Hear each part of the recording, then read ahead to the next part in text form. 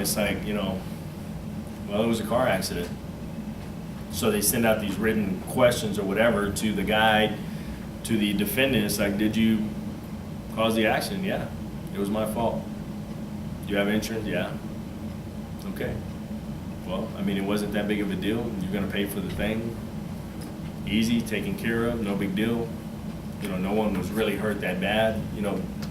So they can end up settling the case real easy by finding out this information rather than going to trial and knowing, you know, the guy's gonna admit to it anyway. So it's just a tool that they use, discovery, to find out information and see how strong or weak their case is. The lawyer requesting the interrogatory may handle all preliminaries. Methods and forms vary widely from state to state, therefore reporters must know the procedures and forms for their particular state.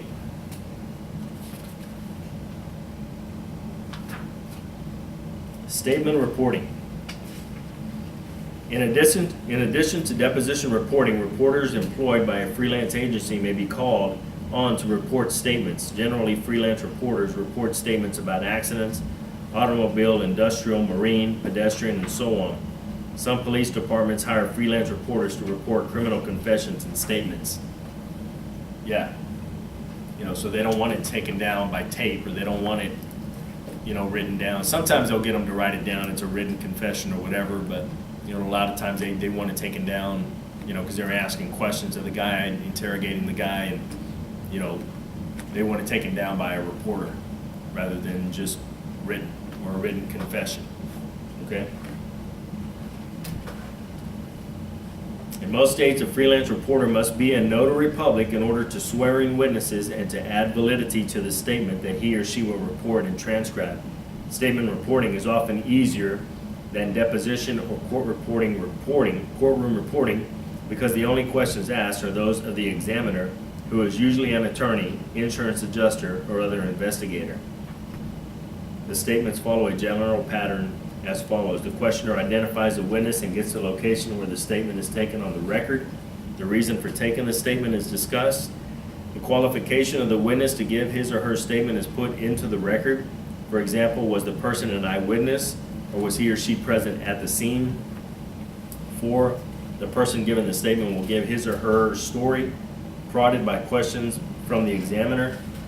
The witness will verify that the statements were given freely and voluntarily, and that the witness was not under any influence of alcohol or drugs.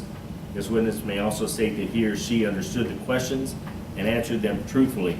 The witness may also be asked whether he or she cares to state any additions. So, pretty straightforward.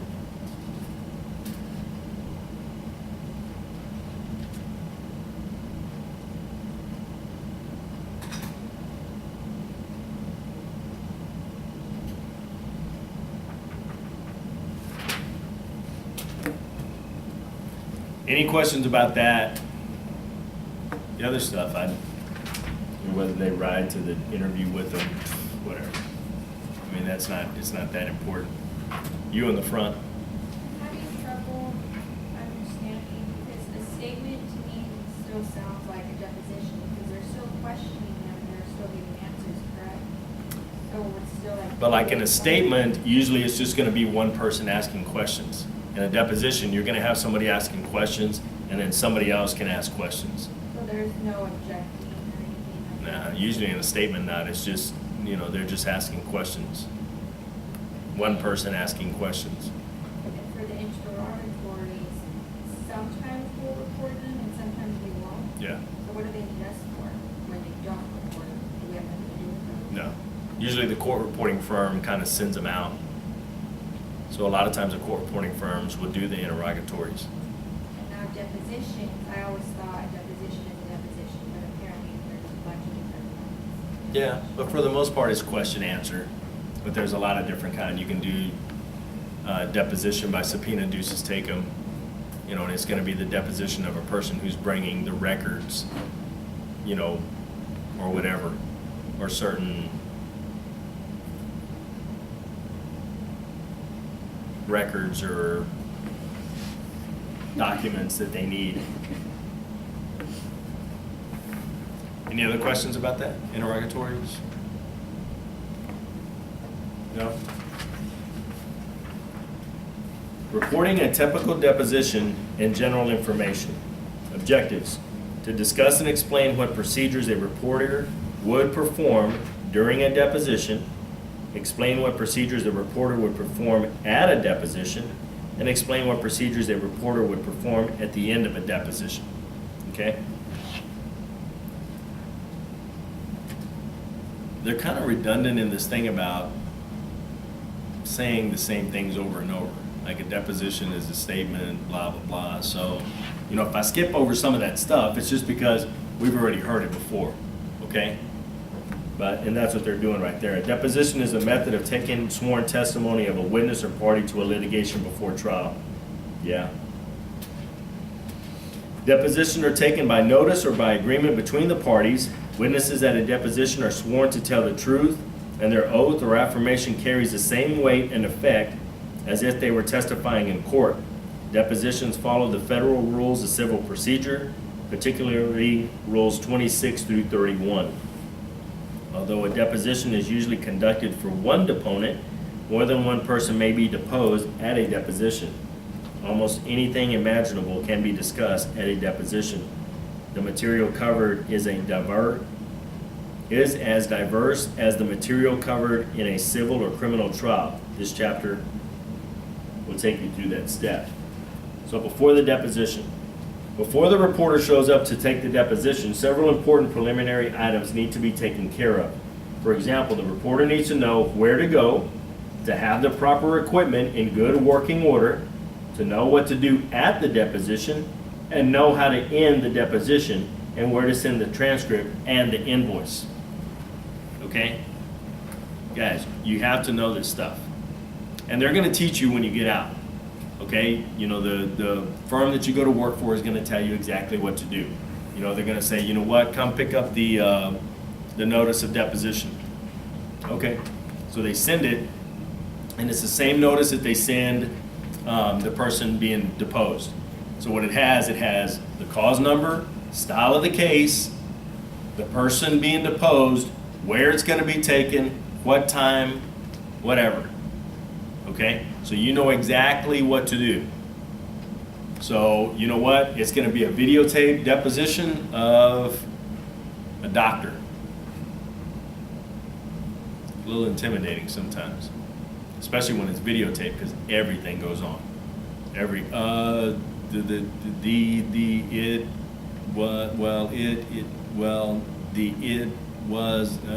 All of that goes on. Okay? On a beat, because they're watching it, it's like, it just says, it was due to the automobile accident that he had a herniated disc. And it, you know, and really what he said was, did he go to was this thing caused, it was caused by the accident, the automobile accident, that he had a herniated disc? And all you have in there is, it was caused by the automobile accident that caused the herniated disc? No. Okay? So you're responsible for taking down everything that's said. You know, not because it reads good, you clean it up and, it reads better this way. No, especially by videotape. Okay? So everything is in there. Everything.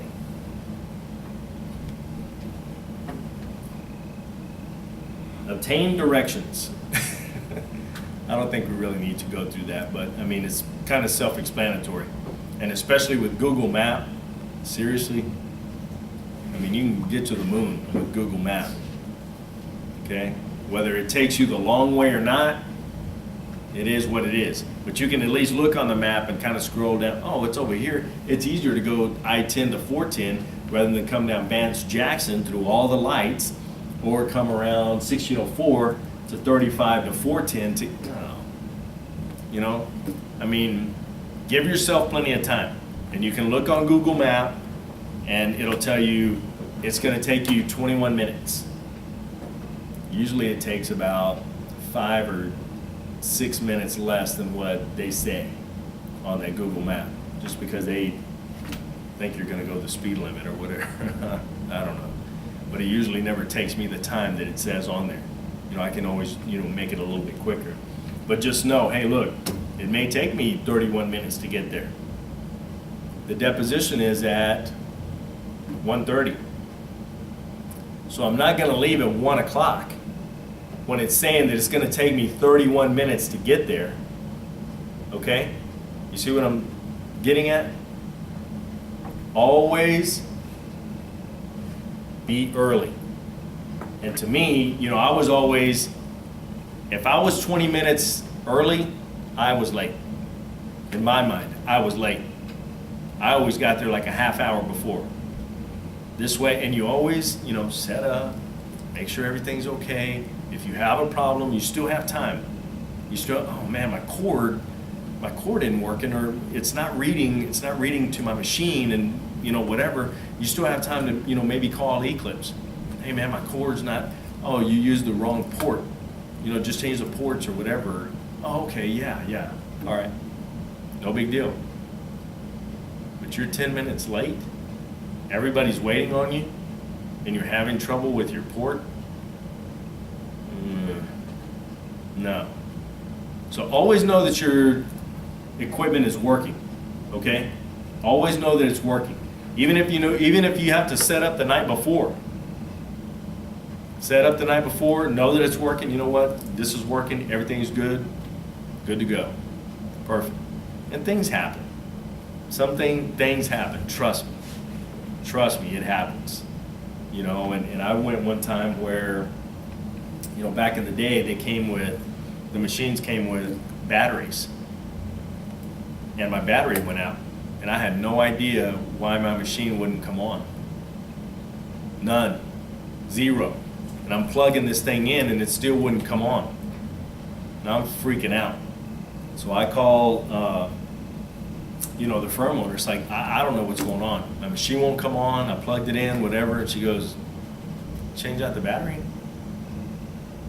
This battery you speak of. What is this battery you speak of? And it, and in the, the little box or the little, back then it was a briefcase. It was a hard, briefcase that it came in, the machine came in, and you carry it around like a ding dong. Now they have the ones on wheels. I mean, easy stuff. But, it has an extra battery in there, and, always take extra real-time cords. If you have it, I'd suggest getting one. Have an extra. Always have an extra everything. Back in the day, we used to have extra ribbons because our ribbons, our machines took ribbons and stuff like that. So we wrote on paper. You know what that is? Paper. Machines. Slick. I see ribbon. Really? Mine is Wow. You know what cassettes are? ribbon. Exactly. Huh? Yours also uses a floppy disk. Yeah. Mine was on a floppy. My machine was on a floppy disk, and it's that square disk like that, and you put it in, and that thing's that big, and it would take about 10 or 15 hours worth of stuff. If you could get an SD card that big, you would never, ever, ever need another one again. If the one that big can take a year and a half worth of stuff, and I write probably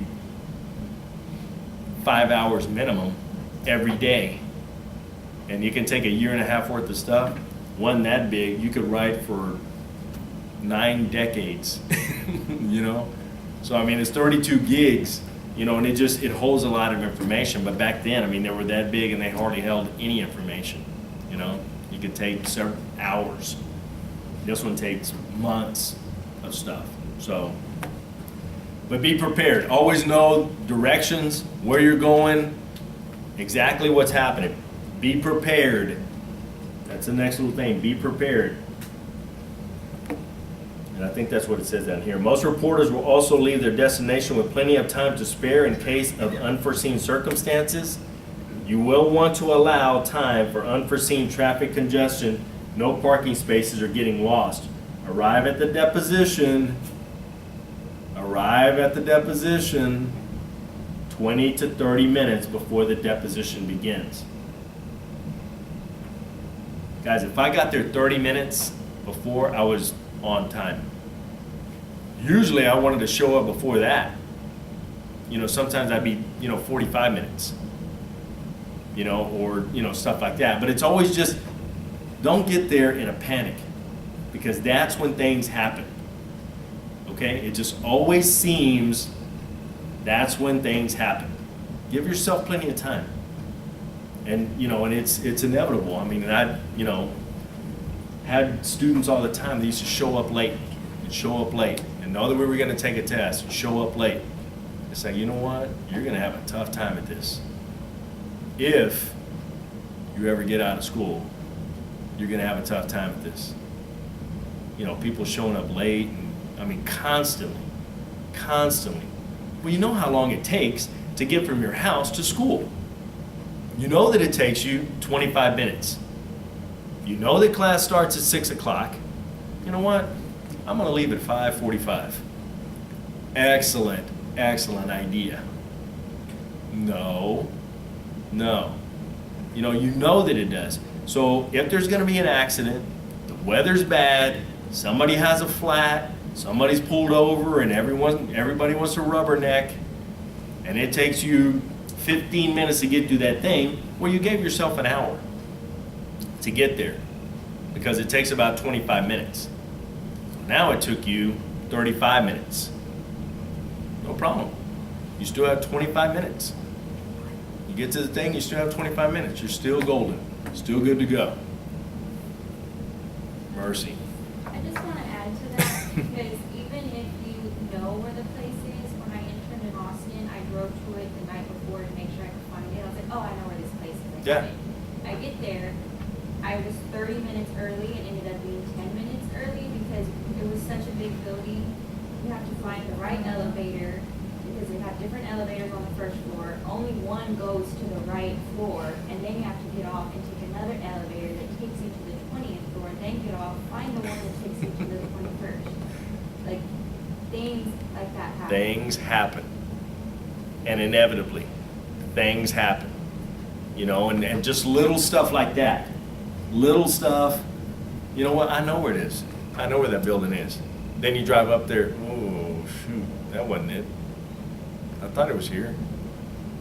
You're on the north side, and it's the one downtown. No. So always know where you're going. Always know what's happening, okay? Don't leave things to chance, is what I'm saying. Always be prepared. Be prepared, okay? Number one, a shorthand machine that is in good working order. Make sure that the battery is charged, the machine is inked, and everything is in top condition. We don't have to worry about that. The battery, maybe, I don't even know if they have batteries anymore. You know what they do? They do.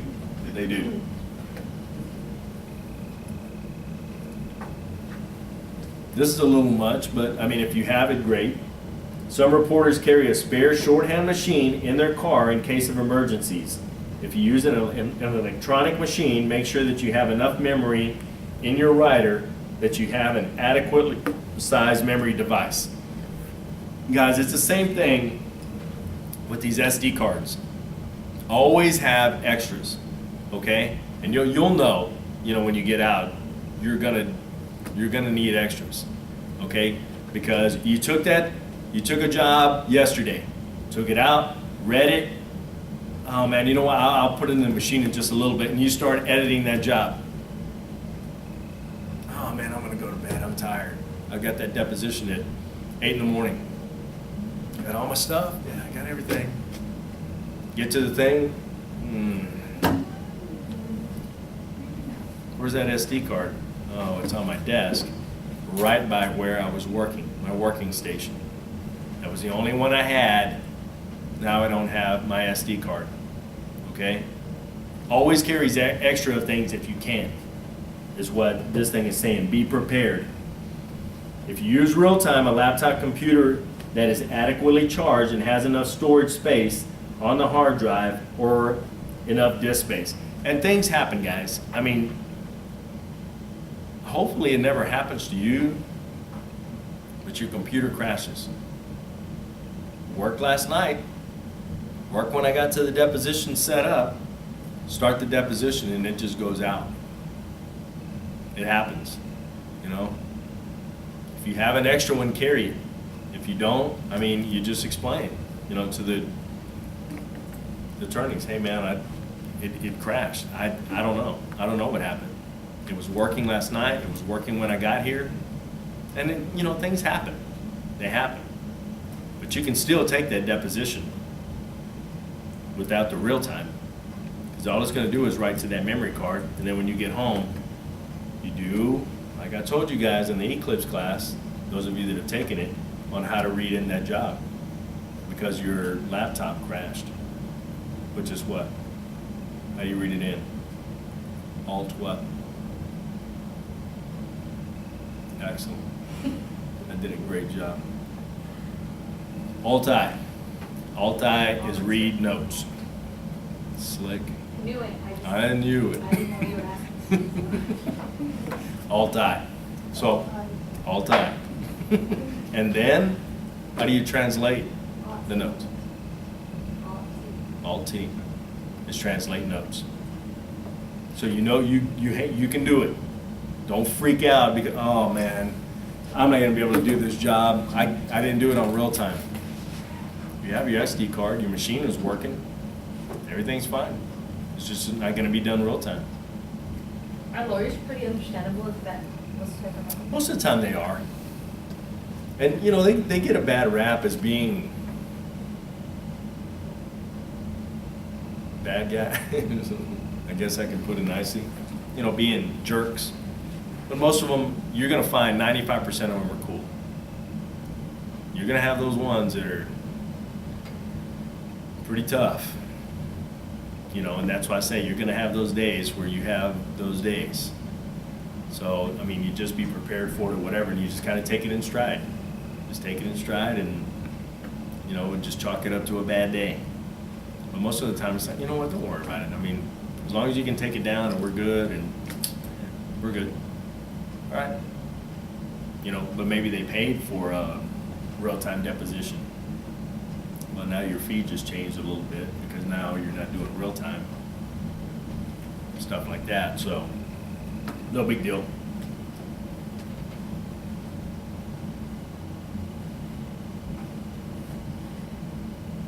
A lot of this stuff, I'm not gonna go through it because, you know, it's asking, you know, make sure you take an extra charger for your battery, shorthand paper, you don't have that anymore. Extra ribbons, don't have it anymore. Now the thing you do want is to have